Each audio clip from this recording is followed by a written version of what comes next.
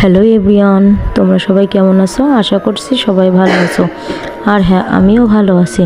তো তোমরা কি ভাবছো সরিষা ক্ষেত থেকে আমি কি সরিষার ফুল তুলে আনছি? আসলে না, তেমন কিছুই না। সরিষার ফুলটা আমার দিদা নিয়ে আসছিল গ্রাম থেকে, আমার বাবা খেতে চাইছিল, তাই দিদা গ্রাম থেকেই সরিষার ফুলটা আনছিল।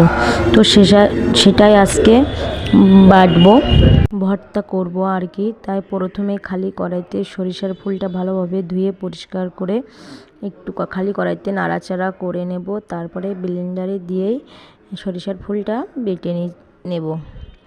তো এই সাথে কাঁচা লঙ্কাও দিয়ে দিয়েছিলাম। তারপরে শিলপাটায় কিছু সরিষা দিয়ে ভালোভাবে বেটে নিয়ে এই তো সরিষার ফুলটা দিয়ে হাতে ভালোভাবে মাখিয়ে নেব, আর বেশি করে সরিষার তেল দিয়ে দেব, তাহলে ঝাঁঝটা খুবই ভালো হবে।